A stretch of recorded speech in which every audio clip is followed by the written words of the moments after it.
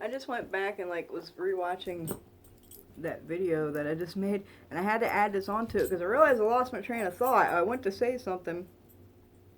I think this is what I'm gonna do from now on. I'm gonna make a video. I'm gonna rewatch it, and then I'll remember what I was saying, and then I'll like add something to the end of it. Um, I got into the part where I was talking about the groups that I'm left in. I'm only in like 4 groups, and how it's a blessing in disguise. But where I was going with that was I wanted to say I know y'all have seen my Who Do a Day posts in a lot of the groups before I was kicked out or whatever. Um, I just finished up like the last Who Do a Day in the last couple groups that I'm left in a couple days ago, and I was kind of racking my brain on where to go next. What else can I do to kind of educate and help people other than doing these videos? So what I did was I went back to my roots, and I started a powwow a day. I want to talk a little bit about powwow.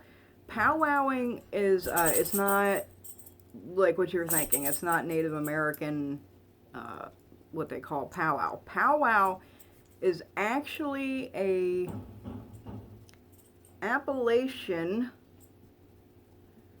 magical folk magic tradition. It is specifically a Pennsylvania Dutch tradition, and Dutch Dutch does not lay your butt down. I'm gonna squirt you. I'm gonna squirt you. Look at me like you don't know what I'm. You know exactly what you're doing. Lay down.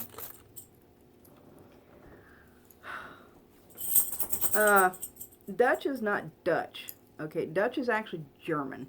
When the German immigrants came over, a lot of them landed in Pennsylvania, and they didn't speak English. And when they got off the boats and people would ask them where they come from, they would say they were Deutsch.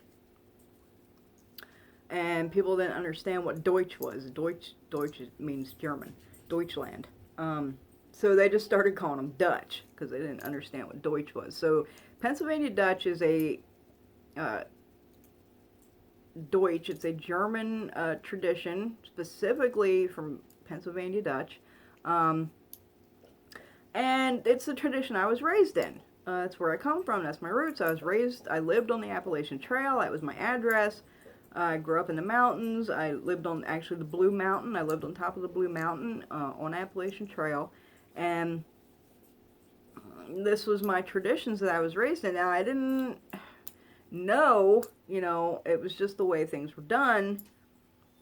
I didn't understand that it was like a magical tradition until much later in life. It was just the way things were done.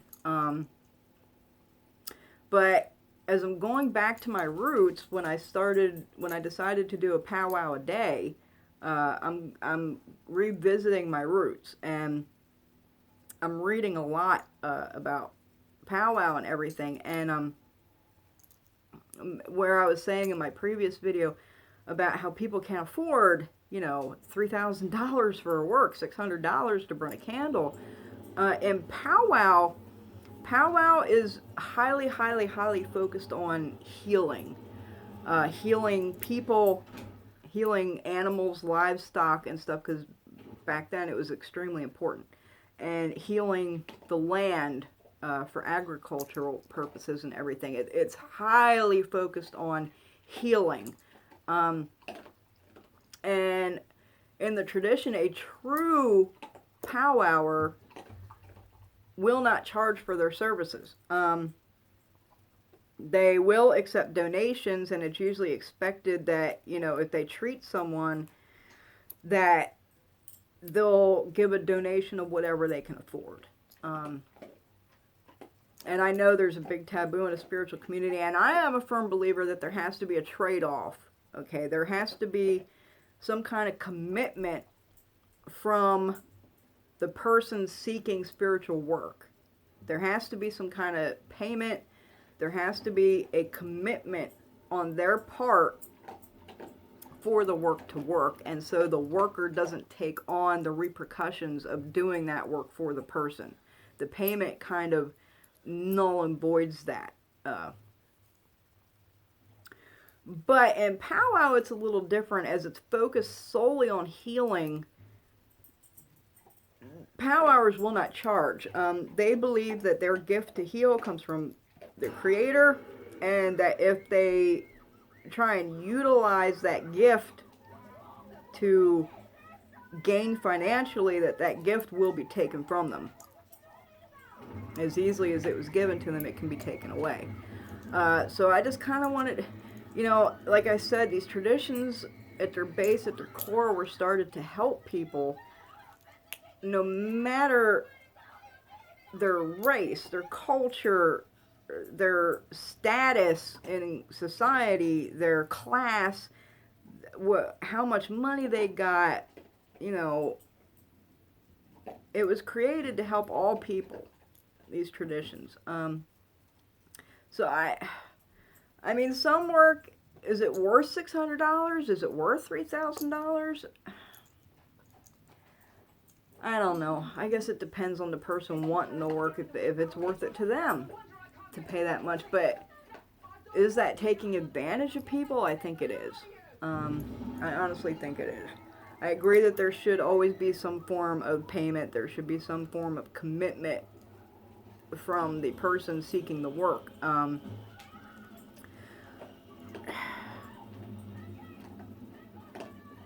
But it usually goes to say that good work usually isn't cheap work either. You can get all kinds of cheap readings and cheap work and cheap this and cheap that out there. If it's cheap, does that mean it's not good?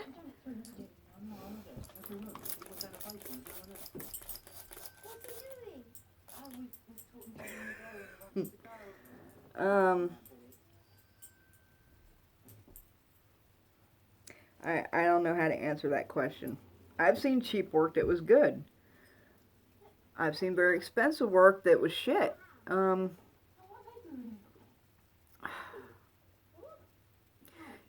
would say know your worth and know your value.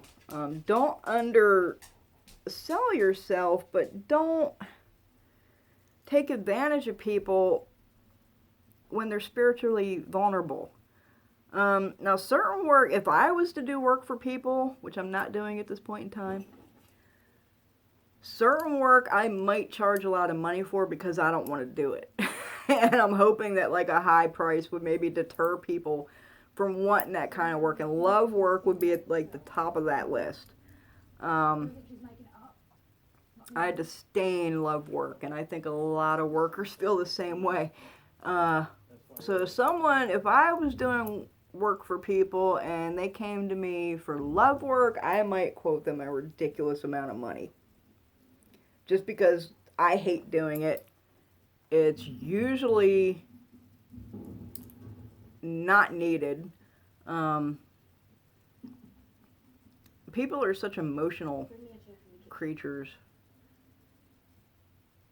And we've all been there. We've all been in love and have a crush on people and think that this person's the one and this and that.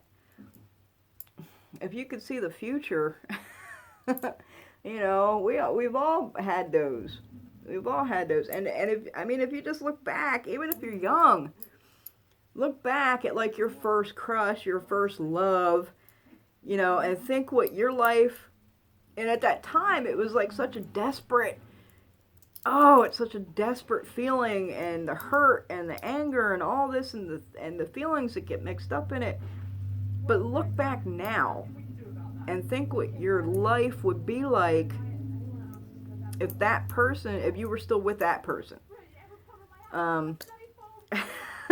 Like I said, I'm a firm believer that everything happens for a reason, and especially when it comes to matters of the heart and love and relationship.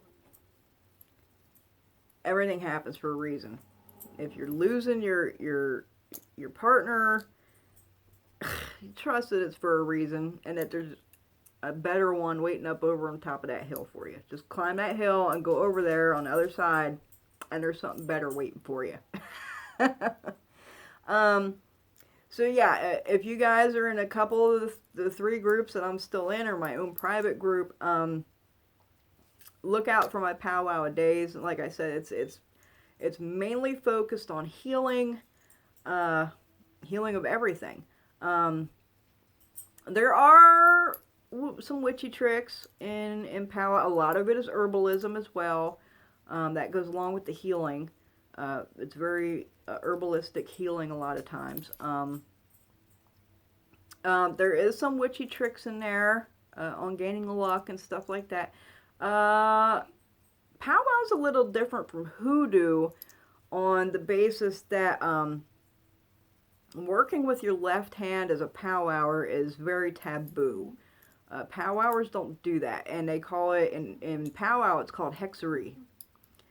And that's very taboo in the powwow tradition. You don't practice hexery. In fact, most of powwow is focused on healing hexery from other witches that are not powwow. But yeah, powwow is and it's a dying tradition. It's really dying out. I think I read the other day that there's only really like 8 powwowers left in Pennsylvania that are still practicing the tradition. It's really dying out. Now, some of them won't come out and like say it, just like a lot of people won't come out and say they're a witch. Some of them won't come out and say that they're powwowers, but there's only like 8 documented powwowers still practicing today, and that's really sad. I'd like to breathe some life back into this tradition because it really is a wonderful tradition. And like hoodoo, it is very Christianized, a lot of it.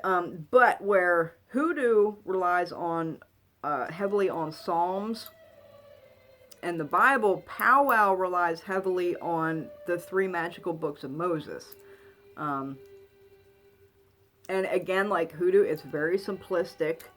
A couple things in there are a little complicated, depending on what it is, but a lot of it is really, really simplistic. Just like hoodoo, the simplest things always work the best. So yeah, if you guys are still in some of the groups that I'm in, tune in for my powwow a day now. I have about 2 months worth that I've worked up. Research the tradition if you're interested. It's a very interesting tradition. Maybe you guys can learn something or learn some stuff you can use in your own daily practices.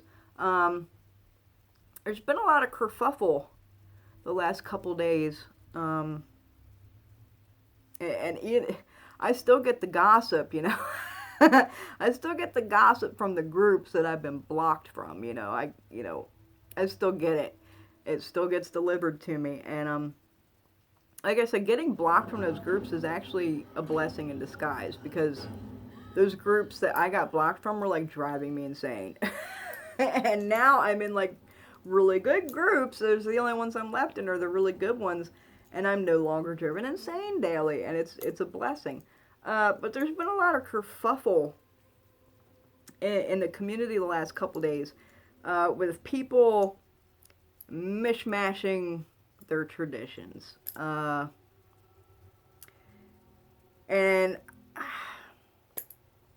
I don't agree with that. I don't think it should be done, and I know that initiates into the traditions that are being mishmashed do not agree with it being done. That's why their initiations and this stuff is sacred, to stop this mishmash stuff from happening. Does it work? Do those people that are mishmashing things still getting results?